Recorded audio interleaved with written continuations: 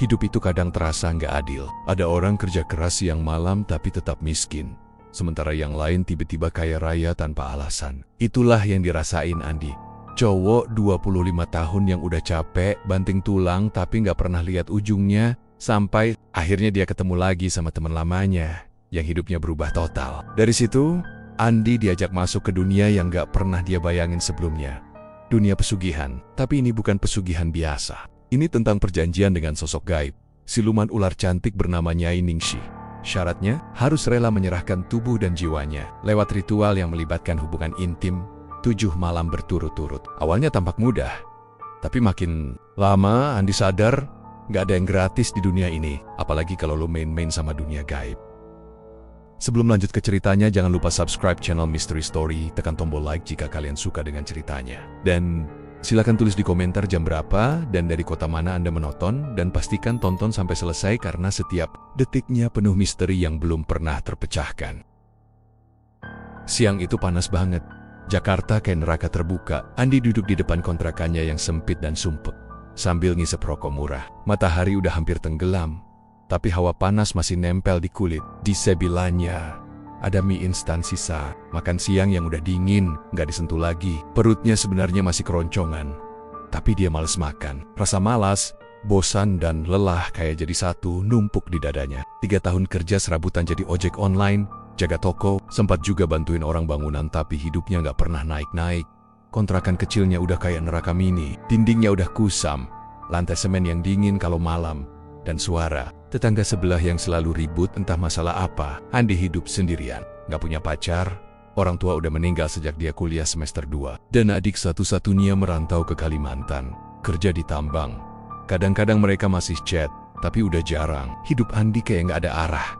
Sore itu, dia iseng jalan ke warung kopi kecil di ujung gang, tempat langganan nongkrong warga kampung. Meskipun kursinya cuma dari kayu panjang dan meja triplek yang udah menghitam kena tumpahan kopi bertahun-tahun, dia pesen kopi hitam panas, duduk di pojokan, dan ngerokok sambil bengong liatin jalan. Tiba-tiba, sebuah mobil sedan hitam mengkilat, berhenti di depan warung. Andi sempat ngira itu mobil salah alamat, tapi begitu pintunya kebuka, dia bengong. Dari dalam keluar seorang cowok berpakaian rapi, kemeja putih, celana bahan hitam, sepatu mengkilat tapi mukanya nggak asing.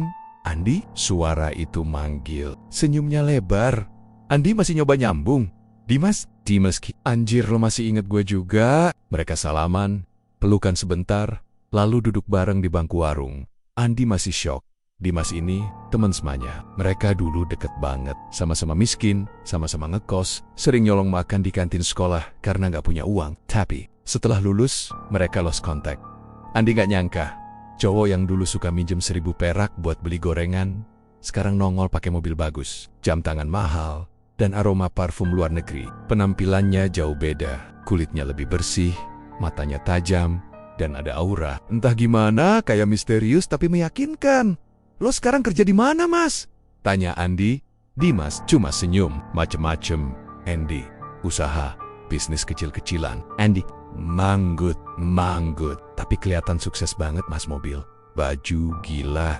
Dimas ketawa pendek. Jalan cepat, Andy. Kadang, rezeki itu datang dari arah yang gak kita kira. Andi diem. Dia ngerokok lagi.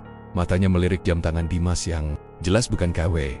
Dimas duduk santai, ngopi, ngobrol ngalor ngidul. Tapi Andi bisa ngerasa, di balik senyum dan gaya santainya, ada sesuatu yang Dimas simpen.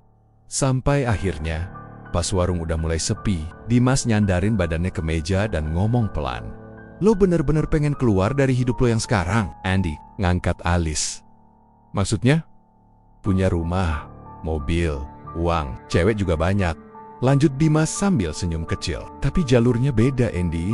Nggak kayak kerja kantoran. Bukan bisnis biasa. Andi diem. Dimas ngerendahin suara, hampir bisik. Lo pernah dengar pesugihan kan? Andi langsung kaku. Dia bukan anak alim, tapi kata pesugihan selalu bikin bulu kuduknya berdiri. Terlalu banyak cerita-cerita serem yang dia dengar waktu kecil. Tumbal, darah, sesajen. Tenang aja. Dimas buru-buru ngeluarin tawa kecil. Yang ini beda, nggak pakai tumbal. Nggak usah korbankan orang. Cuma butuh keberanian dan kekuatan mental. Andi melotot. Lo beneran ngelakuin itu, Mas?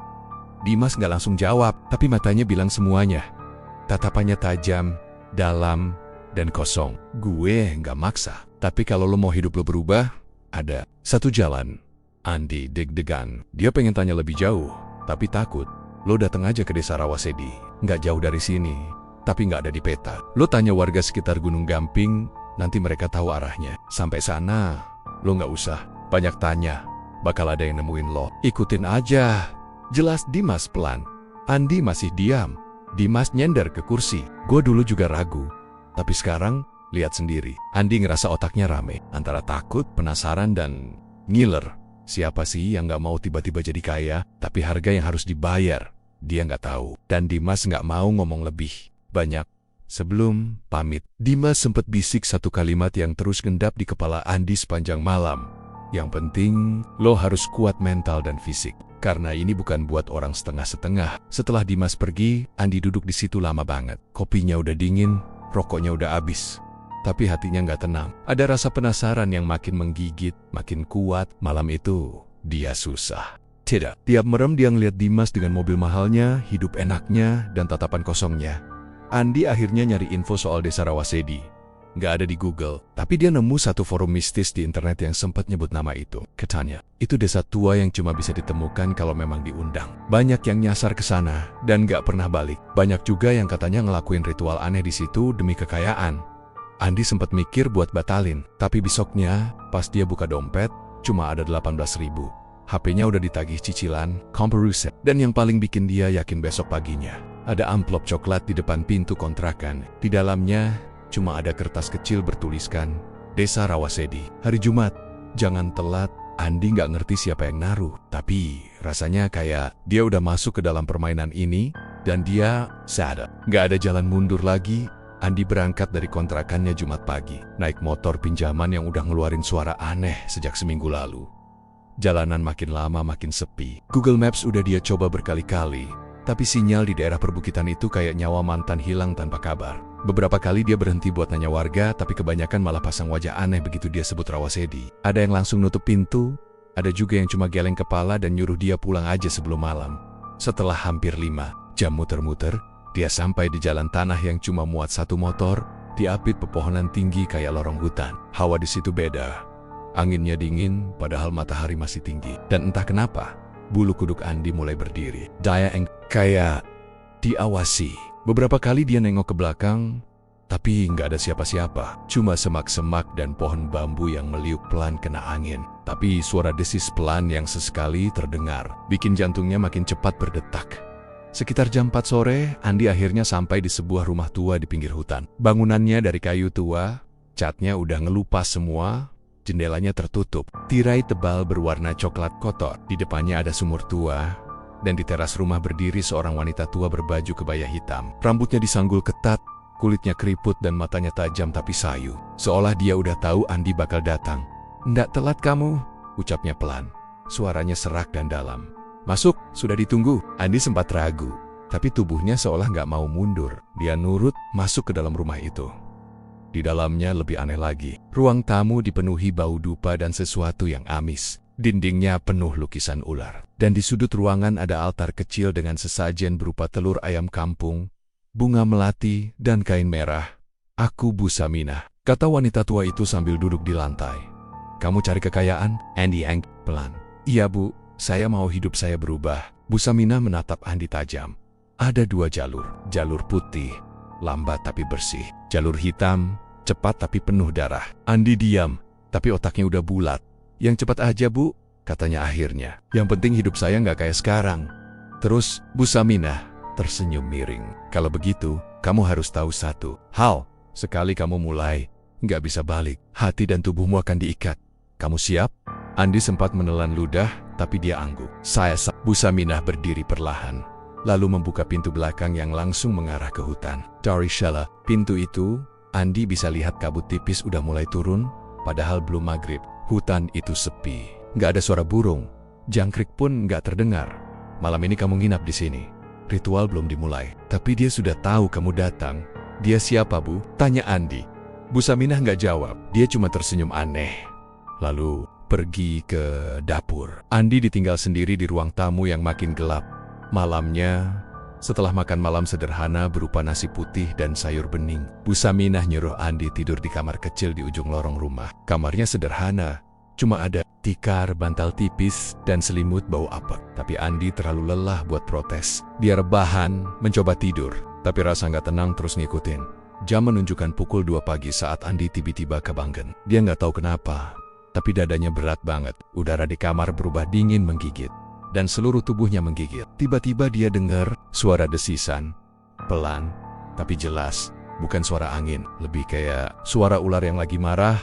Andi duduk, ngeliat ke sekeliling kamar. Lampu remang-remang dari lilin yang diletakin di meja kecil masih nyala, tapi bayangan di dinding kelihatan. Aneh, bayangan itu bukan dari benda-benda di kamar. Bentuknya tinggi, ramping, dan bergerak pelan, melata. Matanya membelalak waktu lihat sesosok bayangan bergerak naik di dinding. Dari lantai ke langit-langit. Sosok itu bukan manusia. Dari pinggang ke atas berbentuk wanita rambut panjang, sampai ke lantai, tapi dari pinggang ke bawah, ular besar bersisik mengkilap. Andi membeku. Keringat dingin membasahi keningnya. Mulutnya kering, dan tubuhnya gemetar. Bayangan itu merayap pelan ke arahnya. Makin dekat. Mata Andi nggak bisa lepas dari sosok itu. Meskipun dia pengen lari, tapi kakinya kaku. Ledanya. Sosok itu nggak berbicara, tapi dalam pikirannya, Andi ngerasa kayak ada suara masuk langsung ke otaknya. Suara perempuan, halus tapi dingin. Kamu sudah datang.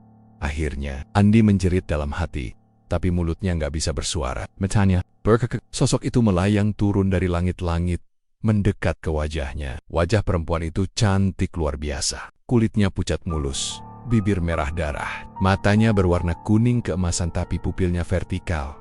Seperti ular, Andi mencoba bersuara, tapi tenggorokannya terkunci. Aku sudah menunggumu, Andi. Suara itu masuk lagi ke dalam pikirannya. Tubuhmu akan jadi milikku. Tapi jangan takut, aku tidak akan menyakitimu selama kamu taat. Tiba-tiba Andi ngerasa hangat di lehernya, seperti lidah yang menjilat pelan. Sosok itu mendekat, melingkarkan tubuh ular besarnya ke kaki Andi, naik ke dada, dan tiba-tiba semuanya gelap. Andi pingsan, dia kebangun saat matahari udah tinggi. Peluh dingin membasahi seluruh tubuhnya. Bajunya basah, jantungnya masih berdetak kencang. Dia langsung berdiri, keluar dari kamar. Nyari Bu Saminah. Bu Saminah udah duduk di ruang tamu, minum teh sambil merem. Kamu sudah dilihat dia, kata Bu Saminah tanpa membuka mata. Dia datang lebih awal dari yang seharusnya. Dia suka kamu. Andi terdiam. Tenggorokannya kering. Dia mau tanya, tapi nggak tahu harus mulai dari mana. Bu Saminah buka mata, menatap Andi tajam. Nggak semua orang dia sambut sendiri. Kamu terpilih. Tapi itu juga artinya kamu nggak bisa mundur lagi.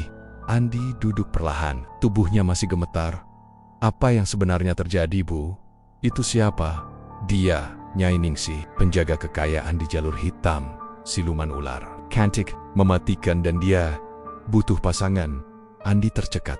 Pasangan? Iya, jawab Bu Saminah pelan. Untuk setiap manusia yang minta kekayaan, dia minta hubungan. 7 malam, dan itu harus kamu lakukan. Kalau kamu nggak mau tubuh dan jiwamu hancur. Andi diam. Otaknya nyaris nggak bisa mencerna semua itu. Tapi bagian dari dirinya penasaran. Dan bagian lain udah terlalu dalam buat mundur. Dia tahu, malam ini baru permulaan. Ritual yang sebenarnya belum dimulai. Tapi satu hal udah jelas, hidupnya nggak akan pernah sama lagi. Malam itu, hawa di desa Rawasedi jauh lebih dingin dari biasanya. Kabut turun lebih awal, menyelimuti jalan tanah dan pepohonan yang berdiri diam seperti patung. Jam menunjukkan pukul 11 malam saat Bu Saminah mengetuk pintu kamar Andi. Tanpa banyak bicara, dia menyuruh Andi bersiap. Waktunya, katanya singkat. Andi masih belum sepenuhnya mengerti apa yang akan terjadi. Badannya masih lemas sisa kejadian semalam. Tapi, ada sesuatu dalam dirinya yang membuat dia tetap jalan. Rasa takut, penasaran, dan entah kenapa, juga ada dorongan yang terasa bukan dari dirinya sendiri. Seolah ada kekuatan lain yang mendorongnya untuk terus ikut. Mereka berjalan kaki sekitar 20 menit ke dalam hutan, melewati jalur sempit yang hanya cukup untuk satu orang. Pepohonan bambu di kanan kiri menjulang tinggi, bergerak pelan tertiup angin malam. Suara serangga nyaris nggak ada. Digantikan suara desisan pelan yang kadang muncul tiba-tiba, entah dari mana. Setiap langkah Andi terasa berat, tapi dia mengikuti Bu Saminah, yang jalannya tetap tenang seolah sudah hafal semua liku jalur itu. Akhirnya mereka sampai di sebuah area terbuka di tengah hutan. Di situ ada kolam kecil, Diam, tenang, tapi warnanya hijau tua pekat seperti genangan darah. Yang basit, di sekeliling kolam sudah ditata dupa menyala. Bunga melati berserakan di permukaan air, dan batu-batu besar mengelilinginya membentuk lingkaran aneh. Bu Saminah menyuruh Andi duduk di salah satu batu besar di tepi kolam. "Buka bajumu, telanjang, dada," katanya pelan. Andi sempat ragu, tapi akhirnya dia patuhi. Tubuh Andi menggigil, bukan cuma karena udara dingin, tapi juga karena atmosfer tempat itu bikin bulu kuduknya berdiri. Bu Saminah mulai membaca mantra dalam bahasa yang suaranya rendah dan bergetar. Dupa makin tebal, membuat udara sekitar kolam beraroma wangi campur amis yang menyengat. Lilin-lilin kecil diletakkan membentuk lingkaran di sekitar Andi. Andi menunduk. Di air kolam, dia melihat bayangan wajahnya sendiri yang tampak asing. Wajah itu seperti orang lain, pucat, mata cekung dan tatapan kosong. Tapi sebelum dia sempat berpikir lebih jauh, air kolam mulai bergelombang. Pelan, lalu makin kuat. Permukaan air berguncang, dan dari dalamnya muncul gelembung besar satu persatu. Bau amis makin kuat, dan kemudian dari tengah kolam muncul sesosok. Tubuh Andi ternganga. Yang muncul adalah sosok wanita luar biasa cantik. Rambutnya panjang, hitam mengkilap, matanya tajam berwarna emas menyala, kulitnya pucat tapi mulus sempurna. Bibirnya merah pekat, dan senyumnya menggoda, tenang, tapi mengintimidasi. Tapi yang paling membuat Andi terpaku adalah bagian bawah tubuh wanita itu bukan kaki, tapi ekor ular raksasa bersisik emas yang berkilauan tertimpa cahaya lilin. Sosok itu melayang di atas air, perlahan mendekat ke tepi kolam. Matanya menatap lurus ke arah Andi. "Akhirnya, kau datang," suaranya terdengar langsung di kepala Andi, meskipun bibirnya nggak bergerak. Andi menahan napas. Lidahnya kelu, dia nggak bisa berkata apa-apa. Bu Saminah hanya berdiri di belakangnya. "Diam, aku adalah Nyai Ningsih, penjaga jalur kekayaan leluhur. Sudah banyak yang datang tapi tak semua layak. Kau berbeda," katanya lagi. Andi masih terdiam, seluruh tubuhnya menegang. Tapi saat Nyai Ningsih bergerak makin dekat, dia justru merasa tubuhnya menjadi ringan. Seolah energi dari makhluk itu menyelimuti dia, mematikan rasa takut dan menggantinya dengan rasa keterikatan aneh. Antara tertarik, tunduk dan pasrah. "Aku bisa memberimu segalanya. Kekayaan, kekuasaan, kehidupan baru," lanjutnya. "Tapi aku butuh satu hal." Andi mengangguk pelan. "APH, kau harus jadi milikku sepenuhnya. 7 malam berturut-turut, tubuhmu akan bersatu denganku dalam ritual. Bukan hanya tubuh, tapi jiwa, nafas, dan pikiranmu." Andi tidak langsung menjawab, tapi bagian dari dirinya, bagian yang paling dalam, yang haus akan kehidupan lebih baik, berteriak minta setuju. Dia ingat kontrakannya yang sempit, makanan instan basi, hidup yang gitu-gitu aja, dan di hadapannya ada sosok gaib menawarkan segalanya, hanya dengan membayar lewat sesuatu yang pada awalnya terdengar sederhana. "Iya," katanya akhirnya. "Saya siap." Senyuman Nyai Ningsih makin melebar. Sosoknya meluncur dari atas air, naik ke tepi kolam, dan berhenti tepat di depan Andi. Tubuhnya menjulang tinggi, wajahnya begitu dekat, wangi kulitnya aneh seperti campuran bunga, darah dan logam. "Kalau begitu, mari kita mulai." Tampet, aba-aba tubuh Nyai Ningsih melilit tubuh Andi. Dingin, licin, tapi penuh energi. Andi menahan napas saat tubuhnya ditarik perlahan ke dalam kolam. Tapi anehnya, dia nggak tenggelam. Dia bisa bernapas, bisa melihat jelas meski dalam air, dan bisa merasakan setiap sentuhan sosok itu. Ritual dimulai. Di dalam kolam mereka bersatu. Tapi ini bukan sekadar hubungan fisik. Andi merasa pikirannya ditarik masuk ke ruang lain, ruang hitam, luas, penuh bisikan. Dia melihat bayangan orang-orang menjerit, emas mengalir dari dinding, dan suara-suara dari dunia yang gak dia kenal. Tapi di tengah itu semua, suara Nyai Ningsih terus berbisik lembut, menuntunnya, mengikatnya, dan perlahan menelannya.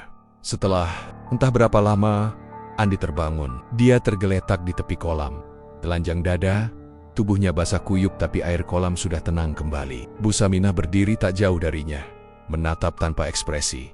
Andi duduk pelan, seluruh tubuhnya terasa kaku dan dingin seperti batu. Tapi bukan itu yang bikin dia panik. Di punggungnya, dia merasakan sesuatu yang aneh. Saat dia coba pegang, dia meraba permukaan kulit yang kasar, bersisik, ukurannya sebesar telapak tangan, keras, dingin, dan nyata. "Apa yang terjadi, Bu?" Suaranya gemetar. Bu Saminah menjawab tanpa menoleh. Itu tanda ikatanmu dengan Nyai Ningsih. Kau sudah menjadi miliknya. Andi memegang kepala, tubuhnya gemetar. Dia pengen percaya, ini cuma mimpi buruk. Tapi semua terasa nyata. Dan bagian paling menakutkannya adalah, dia nggak ngerasa menyesal. Bahkan, ada bagian dalam dirinya yang puas. Sebelum pulang, Bu Saminah menyerahkan kain panjang hitam dan sebotol air yang katanya harus disiramkan di pintu kontrakan Andi saat dia kembali nanti. Besok malam, kembali ke kolam ini. Ritual belum selesai. 6 malam lagi, kata Bu Saminah pelan. Andi berjalan pulang ke rumah itu dalam diam. Tapi dalam hatinya, dia sadar. Sejak malam ini, hidupnya udah bukan milik dia sepenuhnya lagi. Dan tubuhnya kini separuh dimiliki sesuatu yang bukan manusia. Setelah malam pertama ritual itu, hidup Andi berubah drastis. Aneh banget, tapi nyata. Pagi harinya saat dia baru aja bangun, ada 3 panggilan tak terjawab di HP-nya. Semua dari nomor tak dikenal. Salah satunya ngirim pesan singkat.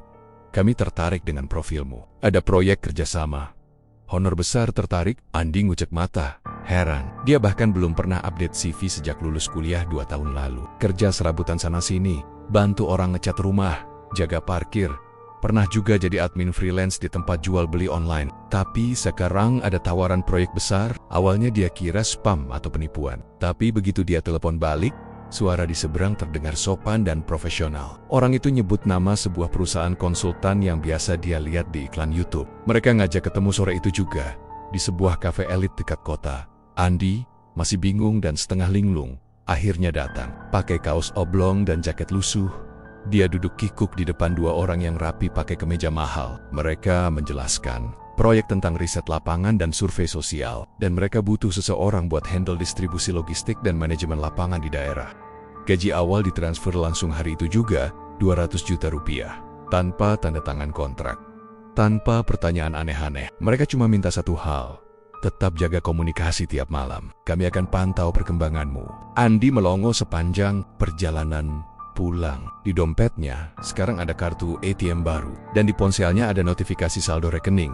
Rp206 450.000. Dia berdiri di depan kamar kosannya yang sempit dan bau apek. Nggak habis pikir. Tapi begitu buka pintu, hawa kamar berubah. Lebih dingin dari biasanya. Dan ada aroma melati menyengat yang kayaknya nggak wajar. Dia kira itu cuma efek kelelahan. Tapi malamnya, hal-hal aneh mulai muncul.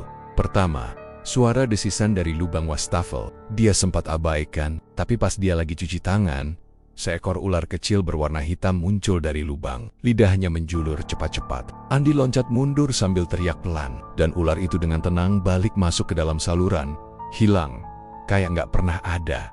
Dia coba cuekin dan rebahan di kasur. Tapi di cermin kecil yang tergantung di dinding, dia lihat sesuatu yang bikin jantungnya hampir copot. Bayangan wanita. Bukan dia, bukan refleksi, tapi berdiri di belakangnya. Matanya menyala kuning, rambutnya panjang, dan senyumnya dingin. Andi langsung noleh ke belakang, kosong.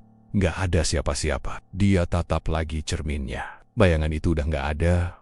Napasnya ngos-ngosan. Dia ngambil botol air dari Bu Saminah yang disuruh buat disiramkan di depan pintu. Tanpa pikir panjang, dia buka tutupnya dan cipratkan air itu ke ambang pintu dan jendela. Aromanya aneh, kayak kemenyan campur air kolam basi.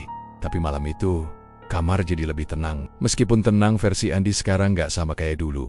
Tengah malam, sekitar jam 2 pagi, tubuhnya menggeliat sendiri. Dia tidur miring, tapi badannya pelen-pelen gerak tanpa dia sadari. Kakinya saling bergesekan, pinggulnya bergetar pelan, dan jantungnya berdetak cepat kayak abis lari. Nafasnya makin berat, dan dalam setengah sadar, dia ngerasa disentuh, dibelai. Seolah ada tangan yang gak kelihatan mengusap dadanya, turun ke perut, dan ke bawah lagi. Lalu terdengar suara bisikan lembut di telinganya. Malam kedua segera datang. Tubuhmu harus siap. Andi terbangun dalam posisi aneh. Selimut kebuang ke lantai, keringat dingin membasahi bantal, dan dia sadar celananya basah. Padahal dia nggak mimpi apa-apa. Atau mungkin memang bukan mimpi? Keesokan harinya rekeningnya masuk lagi. Kali ini 20 juta dari nama pengirim yang aneh. Cuma tulisan, dari pengabdi leluhur. Dia pengen protes, tapi nggak tahu harus ke siapa. Orang-orang yang ngasih proyek kemarin juga tiba-tiba susah dihubungi. Chat cuma dibaca, tapi nggak dibalas. Andi mulai takut, tapi dia juga ketagihan. Setiap hari dia beli barang-barang baru, sepatu mahal, HP baru, bahkan motor bekas buat transportasi. Teman-teman kontrakan pada bingung, ada yang nyindir, ada yang ngiri. Tapi Andi cuma senyum-senyum. Dia merasa jadi orang penting. Tapi malam-malamnya justru makin berat.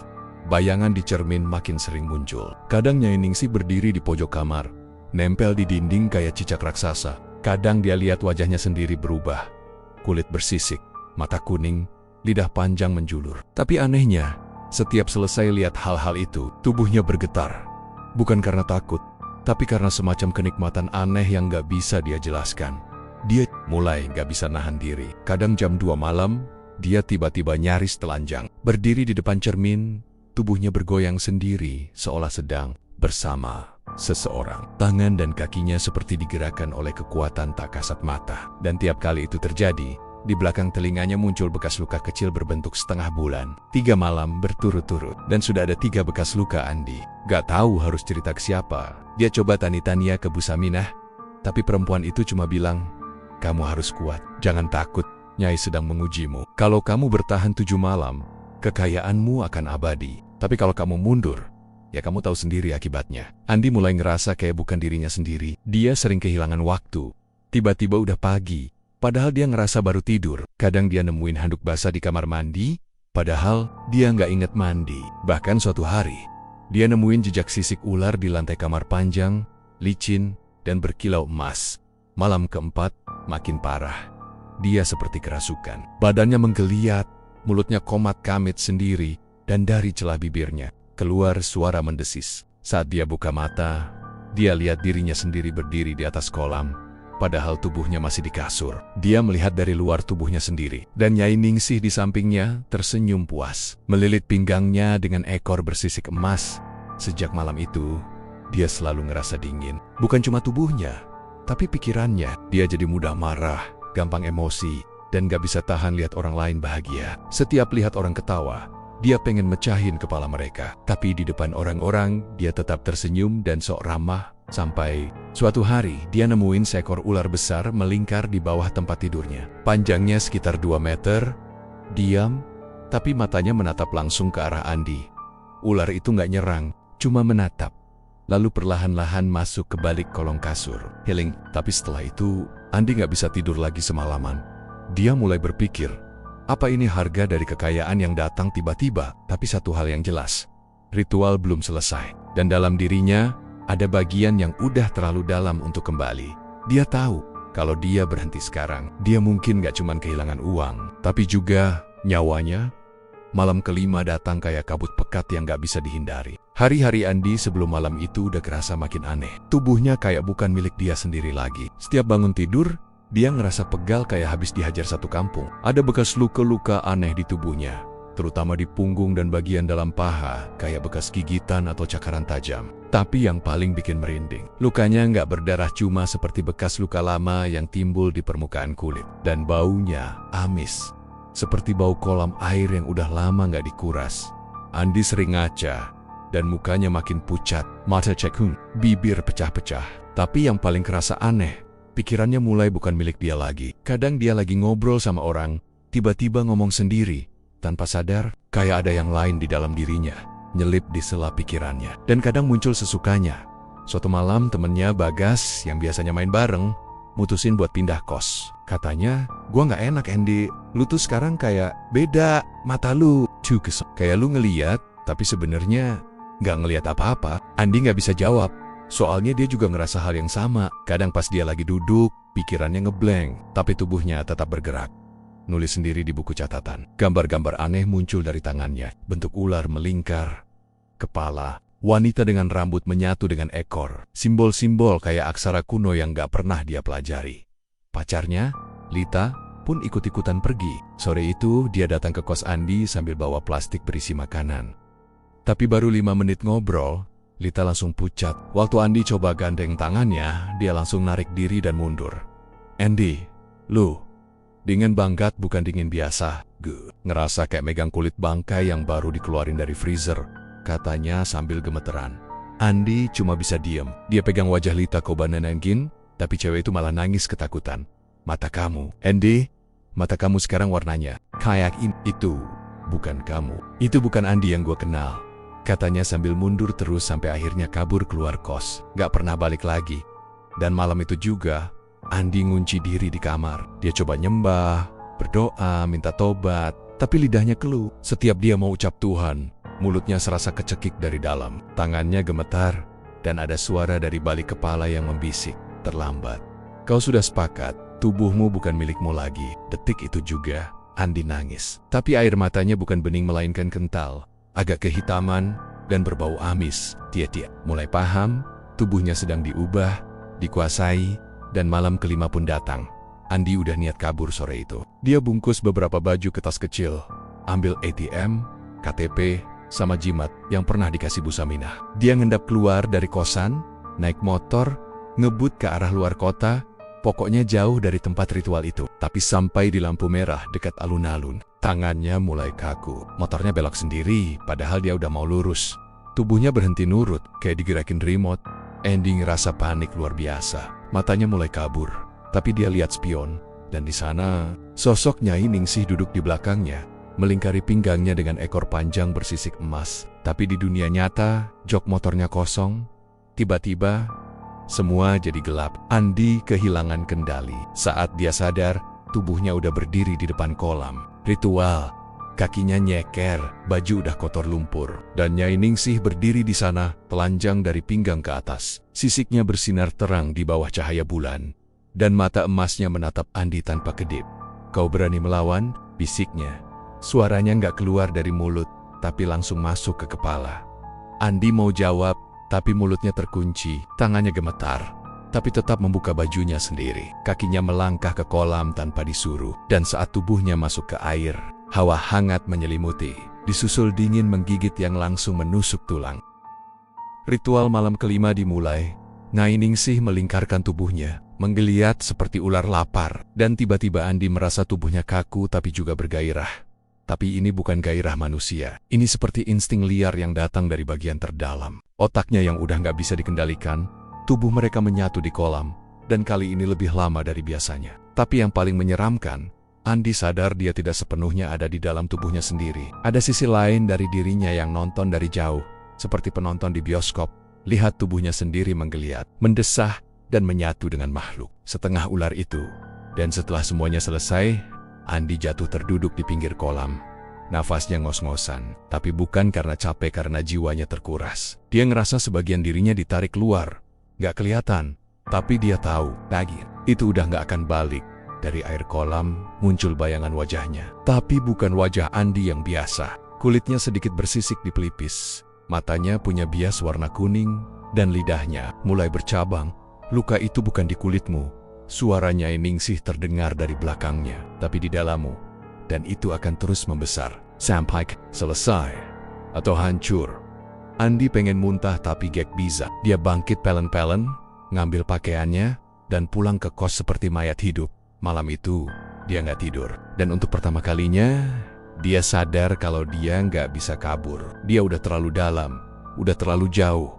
Dan sekarang, dia harus teruskan. Atau jadi tumbal. Matahari belum tinggi waktu Andi keluar dari kamar kos, dengan wajah kuyu dan mata sembab. Semalam dia nggak tidur lagi, seperti malam-malam sebelumnya sejak ritual itu dimulai.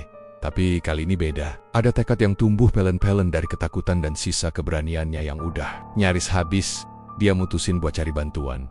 Bukan ke Bu Saminah, bukan ke orang yang terlibat, tapi ke orang pintar kampung yang pernah diceritain sama almarhum kakeknya dulu. Namanya Pak Suro. Tinggal di pinggiran kota, rumahnya nyempil di tengah sawah. Katanya bisa bantu ngilangin guna-guna atau gangguan gaib.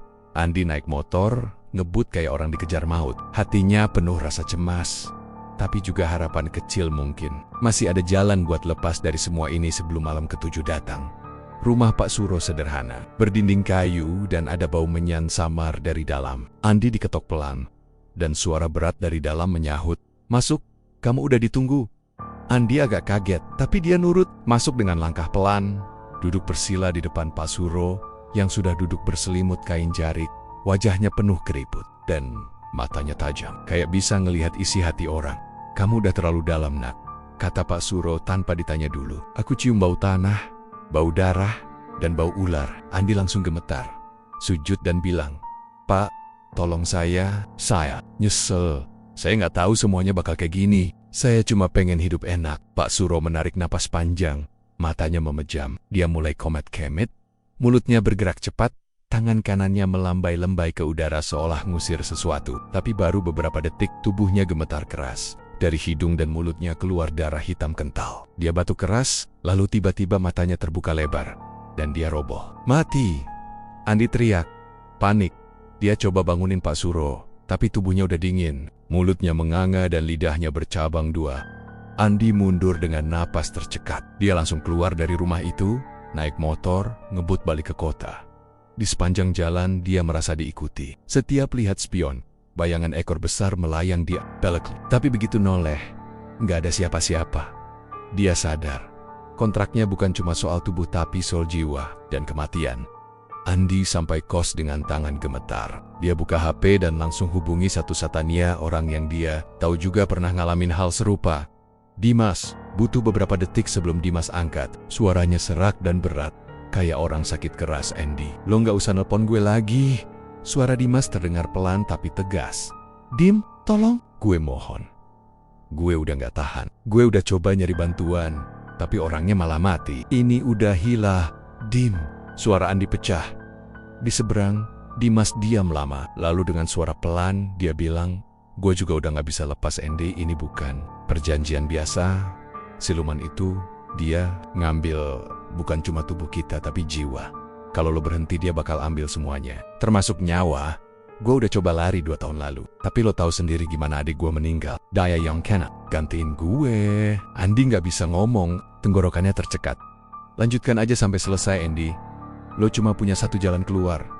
7 malam, habis itu mungkin dia lepasin lo, atau lo jadi miliknya selamanya. Tapi kalau lo berhenti di tengah, lo mati. Dan lo jadi bagian dari dia. Klik telepon ditutup. Andi terduduk di lantai. Napasnya berat, tubuhnya gemetar. Sekujur kulitnya dingin dan pelan-pelan dari bawah kuku-kukunya muncul sisik-sisik halus berwarna keemasan. Dan malam pun datang. Malam ke-6. Kali ini Andi nggak coba kabur. Dia tahu nggak ada tempat buat lari. Pikirannya udah dikuasai, udah bukan sepenuhnya milik dia. Dan sekarang mungkin jiwanya yang tinggal sedikit lagi. Saat tengah malam tiba, tubuh Andi bergerak sendiri. Tanpa sadar, dia udah ada di kamar mandi, berdiri di depan cermin. Cermin itu mulai berkabut, lalu perlahan membentuk wajah Nyai Ningsih, bukan wajah manusia, tapi kepala ular raksasa dengan mata emas menyala dan taring menonjol dari rahang bawah. Ayo, kekasihku, malam ini kita bersatu sepenuhnya. Andi pingsan, tapi bukan berarti dia selamat. Di dalam mimpinya, dia terbangun di hutan gelap. Bulan penuh menggantung rendah, dan suara desis ular terdengar dari segala arah. Tanah di bawah kakinya berlendir, hangat dan licin. Dia berjalan pelan, kaki telanjang, menembus kabut yang memeluknya seperti tenggen-tenggen dingin. Dan di tengah hutan, di antara pepohonan bambu, dia melihat Nyai Ningsih, tapi bukan lagi sosok wanita setengah ular. Kini, seluruh tubuhnya berubah, jadi ular raksasa sebesar bus berwarna emes, bersisik menyilaukan, dengan mata menyala seperti bara, masuk ke tubuhku, dan jadilah satu denganku. Bisikannya menggema dalam kepala Andi. Tubuh Andi gemetar, tapi dia nggak bisa mundur. Dia ditarik oleh kekuatan yang gak kelihatan, dan tubuhnya mulai menyatu dengan ular itu. Mulai dari kaki, lalu pinggang, lalu dada. Dia menggeliat, bukan karena ingin, tapi karena tubuhnya dipaksa merasa kenikmatan yang bukan miliknya. Kenikmatan yang disusupi rasa takut dan jijik. Itu bukan hubungan, itu pemaksaan, pemilikan, dan penyatuan paksa antara manusia dan makhluk yang bukan dari dunia ini. Andi menjerit, tapi suaranya tenggelam dalam desisan.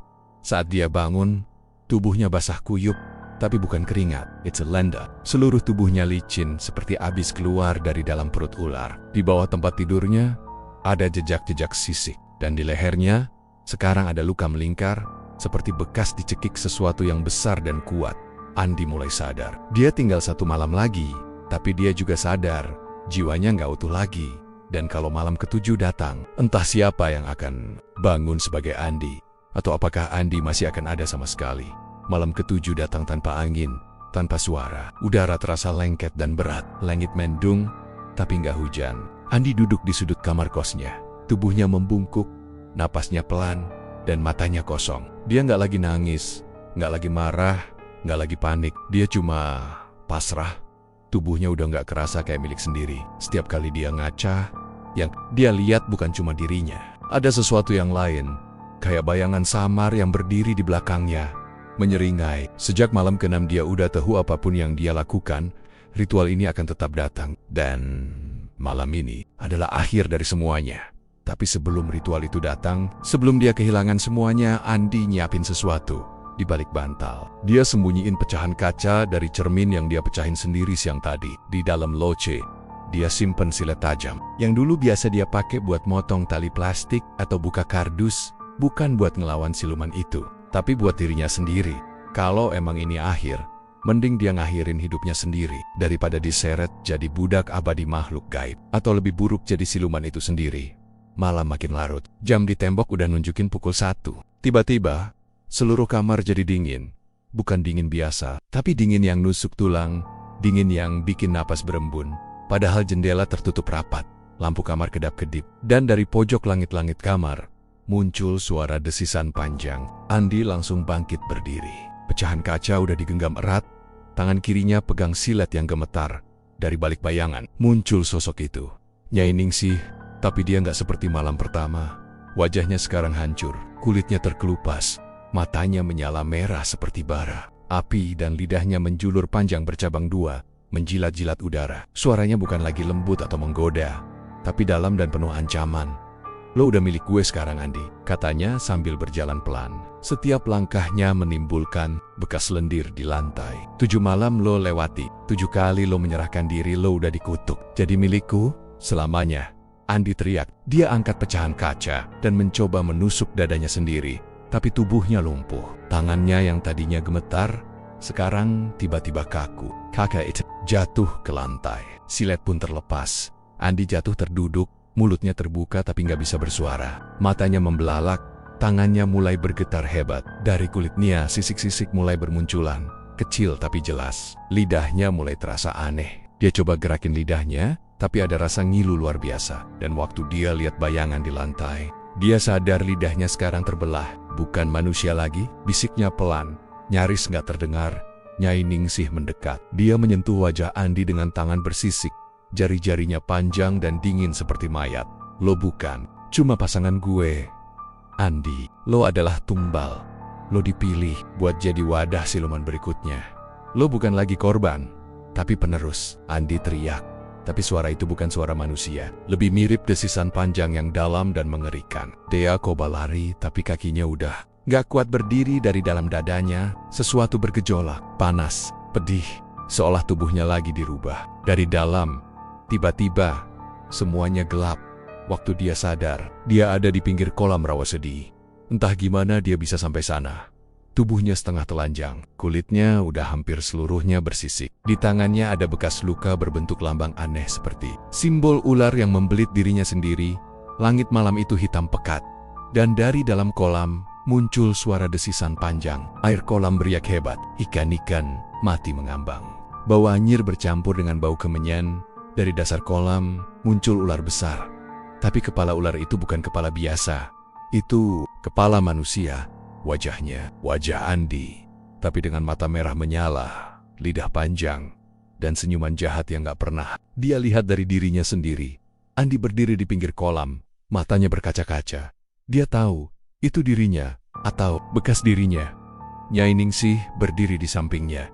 Tangan menyentuh bahu Andi.